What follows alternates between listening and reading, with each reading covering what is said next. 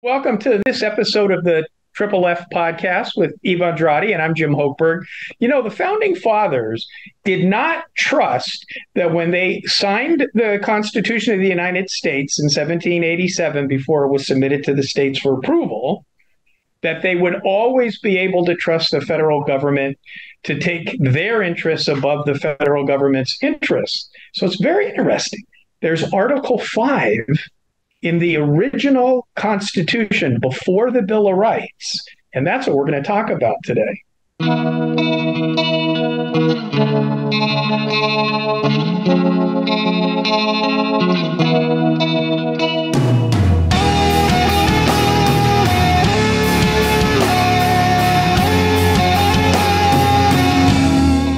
Hey, Eva. Hey, Jim, how's it going? Welcome back again for the second time, flying from the mainland, world traveler. So this time, United Airlines caused me to miss a connection at Newark, and they could only get me as far as Chicago on the day I was supposed to come all the way home through San Francisco to Honolulu. So I had to spend the night in the airport in Chicago, but luckily there's a Hilton hotel in the airport in Chicago. And then I came home a whole day late. Oh, yeah, that's messed up. You're having way too many travel problems, Jim. And my suitcases didn't come with me to Chicago. So I had nothing overnight. And I had to wear the same clothes on the airplane the second day. Okay, this is the second time you're bringing up issues with United Airlines. You might want to consider changing to American. I've had no problems with American Airlines ever, and I've traveled with them for years. Well, I didn't have a lot of problems before. But see, I'm significantly older than you. When I started traveling by air without my parents, there was an airline called TWA, and that was my airline of choice because back then, they were the airline that contracted with the United States Army to transport military people around. And they, of course, went out of business. And then I switched to Pan Am. And, of course, we know they went out of business. So I don't know what's going to happen with United, but I'm sticking with them until they go out of business, probably. Well, this is a quick side note, and then we'll get into the subject today. So my dad actually worked after he got out of the military, he worked for Pan Am. And then when Pan Am closed their doors here in Hawaii, he went over to TWA and then they closed their doors. So, you know, we have this joke in our family that, you know, whenever my dad goes to a company, they go out of business. But anyway. So I had friends in high school that had plastic Pan Am bags that they brought their stuff to school with. Yep. My brothers had the Pan Am pen pocket protectors that they used to wear at Damien. Yeah, that was a big thing back then, those Pan Am bags. They're kind of important. All right, so Jim, I know you're... Frivolous. Let's get to the Constitution. Yeah, so before we jump in, I want to share with our viewers and listeners a very quick video that was done by Prager University to kind of give an overview of what we're going to talk about, and then Jim is going to share with us his experiences. So let's watch this quick video. The federal government has become a lumbering giant. With each passing year, it gets bigger and scarier. In 1965, Washington was $761 billion big.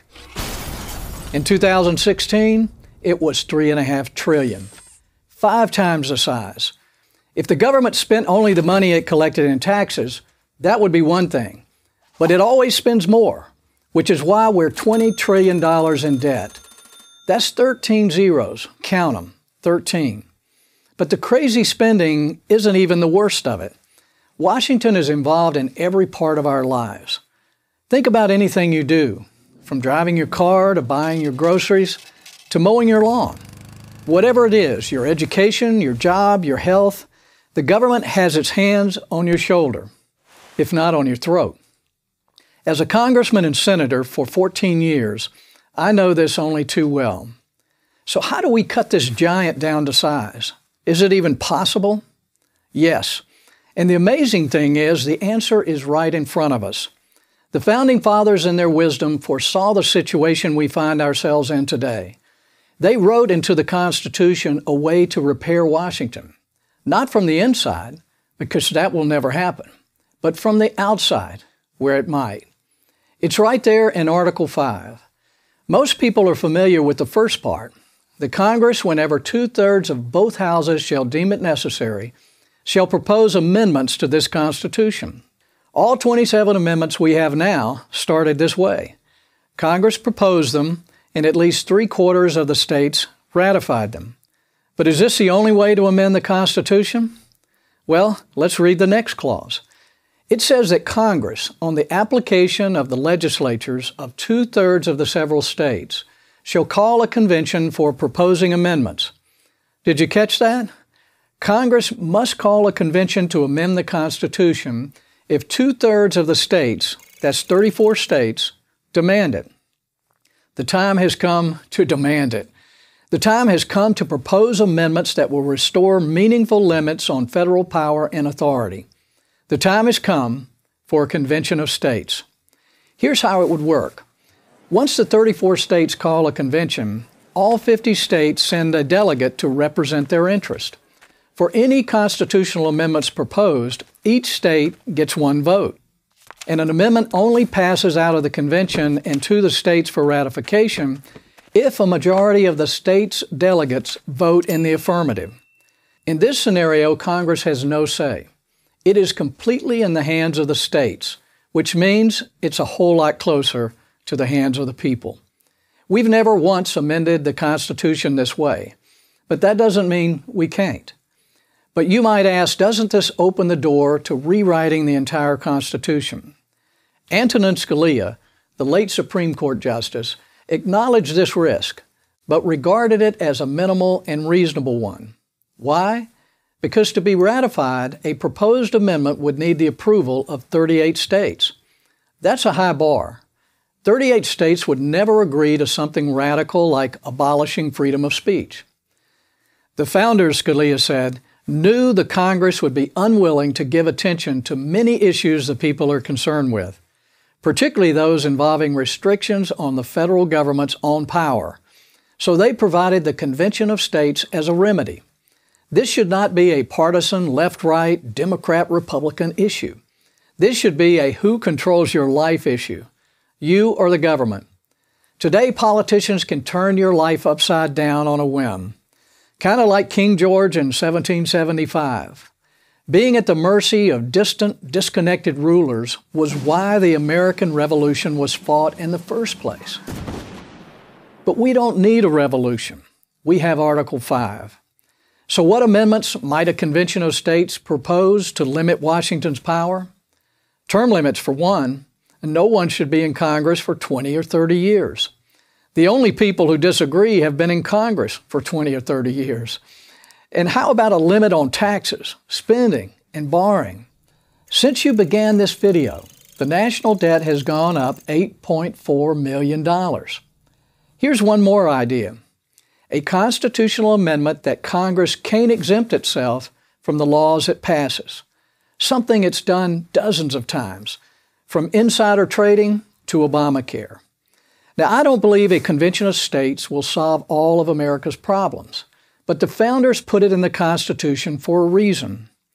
They knew a time would come when Washington would become so big and so intrusive that only we, the people, could cut it down to size. That time is now. I'm Jim DeMint for Prager University. So as you know, and as maybe some of our viewers know, I have been a lawyer in Hawaii since 1984, which is coming up on 40 years next year. And during that time, I've done a lot of litigation against the state of Hawaii for violating my client's constitutional rights.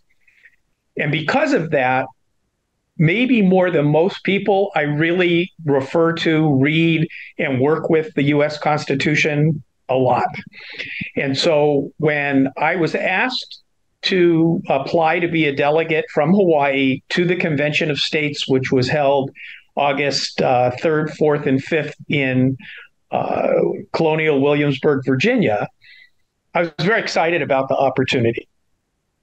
And so there were two representatives from Hawaii, Elijah Pirik, who's a member of the Republican caucus in the House of Representatives in the state of Hawaii, and myself. And so we independently went to Colonial Williamsburg. Now, I will tell you, Colonial Williamsburg is pretty amazing as a place in the history of the Constitution. We were in the Colonial Williamsburg Lodge. That building, or set of buildings actually, is where George Mason conducted the first Continental Congress, or at least that's what they told us while we were there, so I'm assuming it's true. And Colonial Williamsburg is just rich, rich, rich with colonial history, buildings, restaurants, architecture, just all kinds of stuff. It was super cool to be there. So what we're going to do for 2 shows, probably this one and then the one for the following week, and we'll stop when we run out of time and then start again. What I want us to do is talk about what the Convention of States is, what happened when we were there, and what the results of it were, and what does that mean. And so there's a lot of information that you and I are going to have to go through, but I thought I would start out by asking you, do you have any question from what we heard on Jim DeMint's presentation on the YouTube video? Well, I think I'm assuming that most people understand that we have a constitution and that our founding fathers built in all of these protections, right? So that we wouldn't have tyranny by the government and all of this stuff. But I'm curious as to whether people really understand, because it was mentioned in the video that it's never been used before,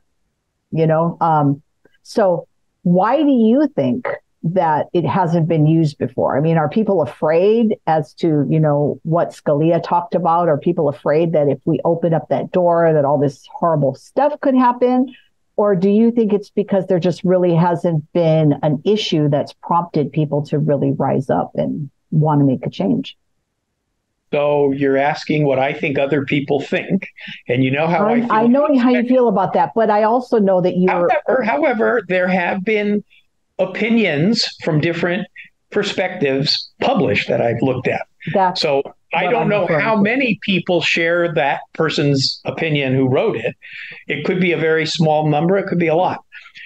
One point is 3/4 of the states have to approve whatever comes out of it. And that number is?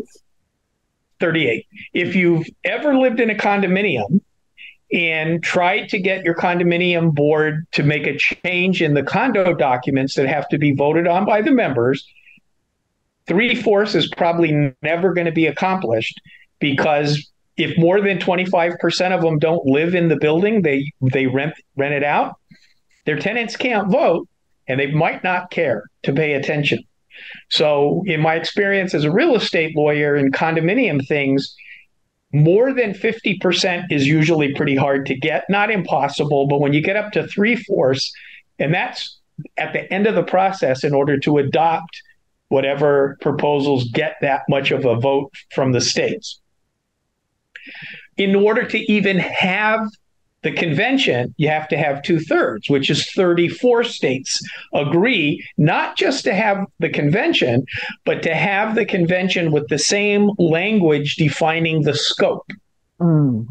So you won't be able to have a couple of states saying we want to have a convention so we can legalize drugs, and a couple of other states saying we want to have a convention so we can require the Constitution to contain freedom for every weird thing anybody ever wanted to do, and then have a couple of states that say, no, we want to rein in the Supreme Court, and a couple others. That's not the way it works.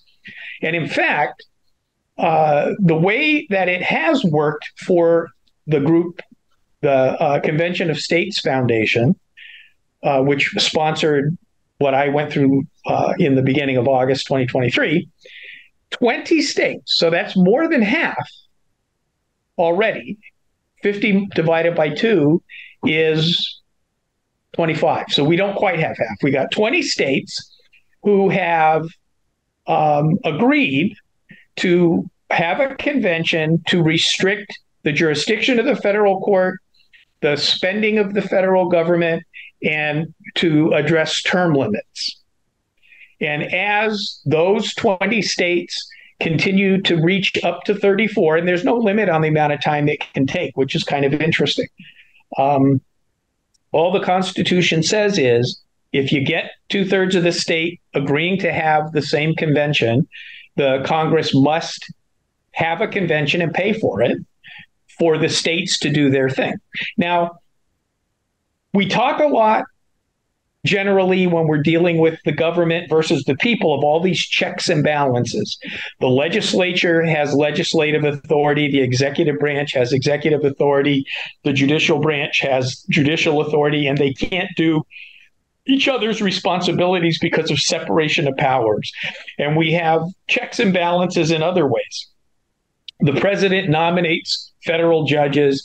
The Senate has to confirm them. The House has to generate bills to create new taxes. The Senate has to approve. The president has to sign. Well, another check and balance that was put into the original Constitution was a check on Congress failing to address things that the states were concerned about in the Constitution by allowing the states, if 2/3 could agree, to have the ability to force Congress to have this convention where the states would send representatives to propose amendments to the Constitution. And so in my thinking, maybe it's never been used because it takes a real lot of work. And until quite recently, communication was by horseback or by telegraph or telephone. But it's not anymore. Okay. And communication is so much easier now. Maybe that's why it's not as hard to use as it was before. Now, where does Hawaii stand in that list of 20 states? So the resolution asking Congress to provide the Convention of the States for those three reasons has been proposed. It has not been ratified in Hawaii. Hawaii probably will not be one of the 2/3 of the states because Hawaii likes the judiciary to protect things that the Democrats like. They like big spending by Congress because they get a lot of money to spend in Hawaii. And they're certainly not going to ask for term limits when the people in their party that represent us in Congress and in the Senate don't want term limits. So I don't expect Hawaii to be a proponent of this. Okay, so that's good. I'm glad that you're throwing that out there, in the beginning of the discussion, because I know that what's going to happen is people are going to say, okay, so what's our call to action? So I do think that as you're walking through this process, because you participated on the mainland and you're going to share your thoughts on that. But I think we need to tell people that even though Hawaii may not be one of those 38 states, ultimately, if it actually does pass 38 states, Hawaii is still going to be part of that, right? I mean, Hawaii will be bound by the new proposed amendments, the ratified amendments. Yes. And so you know what my response to your question, what do the people in Hawaii have to do? We have to start asking candidates for the state legislature how they feel on this issue, specifically term limits, reining in federal spending, and limiting jurisdiction of the federal government. And we need to only vote for candidates for the Hawaii State Legislature, House and Senate, who will support this. And it will take a long time before a majority, 51% of the House, 51% of the Senate here, support it. But that's our ticket to paradise. Okay, so that's great. And we will, once we move closer to the elections, you and I will have more conversations about how to stay plugged into your candidate. So you know kind of where they stand on the issues. And Hawaii Family Forum will do another candidate survey. But in addition to the candidate survey, I think it's a great idea if we provide some kind of a resource that will say, okay, here's we might ask that question, on our candidate survey. But if we don't ask it, maybe we'll have a list of other suggested questions that we think people should follow up with their candidate about. But that's for a future show. So let's get back now to the Convention of States. So walk us through what happened. Okay. So there was an opening, what would you call it, reception on Wednesday night, August 2nd. And, poo-poos, and Mark Meckler, the president, spoke, and Michael Ferris, the co-founder, spoke. And then Patrick Henry showed up in costume and spoke. And that was quite interesting. It was quite fun. I don't know what Patrick Henry looked like, but this guy looked like a colonial dude. And he spoke like a lawyer. Patrick Henry was a lawyer, hence Patrick Henry Law School in Virginia. And so that I actually enjoyed that a lot. And he was a very entertaining guy. On Friday the 4th, we had, can't even remember what character he was supposed to be. Oh, it was George Washington reading his farewell address. And I actually spaced out in the middle of it because he was reading it. It was very boring, and I'm not good at bored. So my brain thinks about other things. But in any event, so it opened up with those remarks at the reception. And then at 8:00 Thursday morning, August 3rd, we all gathered to elect a president of the convention, and certain people had wanted to be president of the convention, and we had their resumes or their little blurbs about why they wanted to be, and they each came up and gave a speech. And it was kind of funny. After the first guy gave a speech, who ended up winning, the second person withdrew. There were 4 candidates, and so the way it worked is, in the full group, each state, no matter how many members were there from your state, we had 2. Somebody was the chairman, and each state got 1 vote. So Elijah was our chairman, and so he voted for he and me in the roll call voting. And so we elected a guy to be the president, and then we adopted rules, kind of like the rules for the legislative process. It was all actually kind of like opening day at the legislature for anybody that goes there. I know you do, so you know what I'm talking about. And then about 10 o'clock in the morning, we broke into sub rooms by committee to address topics. So Elijah was on the Fiscal Responsibility Committee, and I wanted to be on the Committee on Federal Legislation and Executive Jurisdiction, because that is where the Constitution can be changed in ways that will affect how the federal government can affect me or you or individuals by limiting their jurisdiction. And so anyway, that's the committee I wanted to be on, and that's the committee that I was on. And we were given in advance from the grassroots supporters of Convention of States about, I think, 200 suggestions for proposed amendments. And so I had read those before I left, and I don't think many of the authors of those were actually constitutional attorneys, if they were attorneys or even non-attorneys. So I had submitted a proposal to require that any rule that any executive department wanted to make, because right now Congress passes a statute creating a executive branch responsibility, education, health, whatever. The department can create rules that govern how the Department of Education or the Department of Health works, including in Hawaii, the federal departments, right? And there's the opportunity to send in comments online, but I don't think they care, especially in the Obama and now the Biden regimes. They really don't care about my opinion or your opinion, or probably the opinion of most of our supporters and viewers, because they really just want to win. And so eagle-eyed viewers and people that have watched us for a while will know that you and I we've done a couple of shows where we have just commiserated on the way that this process works, because we've actually been tracking some of those crazy laws that they do. So this is something you're invested in personally, for sure. Well, yeah, and the proposal that I put forward was, in order for rules to be made by unelected people, because that's the problem. None of the people in these departments are elected. They have to submit it to Congress, and Congress has to approve it. And that way there's accountability at the ballot box for the rules we're living under.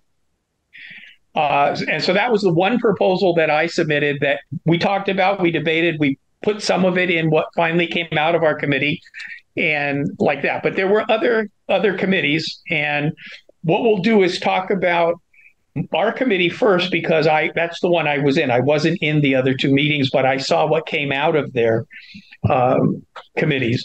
And so our committee wanted to do term limits, and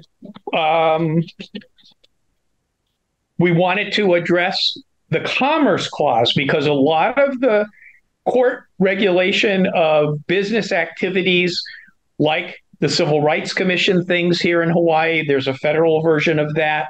A lot of the way that the government gets into regulating business is through the Commerce Clause, because the Constitution says Congress shall have authority over commerce amongst the states, between the states.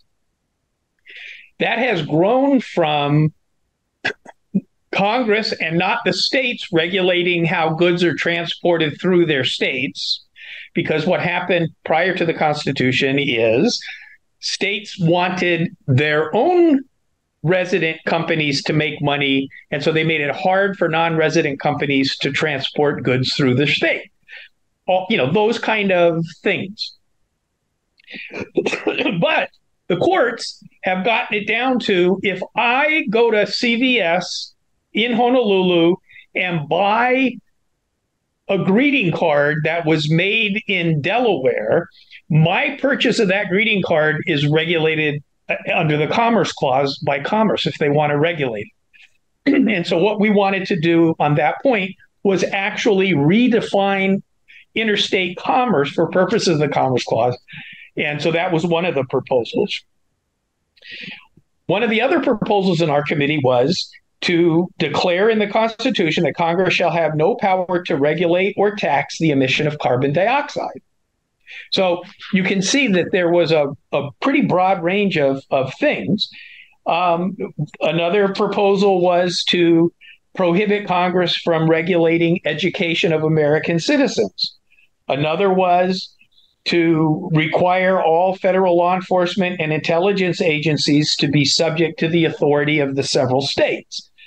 Kind of an interesting idea. Another one was to allow the states themselves to oppose proposed federal administrative regulations and therefore overturn them. Another was to prohibit penalizing people for violating administrative rules when they are finalized by the agency but not approved by Congress. So there was a whole bunch of things, and we actually in our committee only came up with 3 that we passed out of committee. Some of the things that the other committees passed out, which is kind of interesting, is term limit. Well, we only have about a minute left. So, Jim, I know people are starting to get interested now. So in this last minute, tell people why they need to be, I know we kind of touched on it before, but why do people need to care if the possibility of this happening may not even happen? I mean, and these sound good, what you're bringing up, but if it's not going to happen, why do people need to care? So it's only going to happen if the people care. If the people do it Hawaiian style, no matter, then it ain't going to happen. So we have to draw from within ourselves the desire to take back our country. This is the way to do it without guns. All right. Now, before I tell everybody to like, share, subscribe, and do all that good stuff, Jim, give us a little teaser of what we're going to be talking about next week on the next show. Aloha. No, come on, give a teaser. Give a teaser so people know what we're going to talk about. So there's going to be the next show, and we're going to go into what the other committees were proposing, and then the 7 proposals that were actually passed, and what the thing was. It was just very cool. Oh, and don't forget, we're going to post a link to the 8-hour video of the entire last day, which I wouldn't recommend watching, but I would recommend looking for the white screen words, because that starts the next conversation. All right. So make sure you like this video, that you share it, that you get other people to watch it. We want to start to increase our numbers. And if you stay tuned for next weekend, I'm going to pull out the little clip that I was able to download of Jim Hochberg. So stay tuned, and we will see you all next week. Mahalo, everybody. Aloha.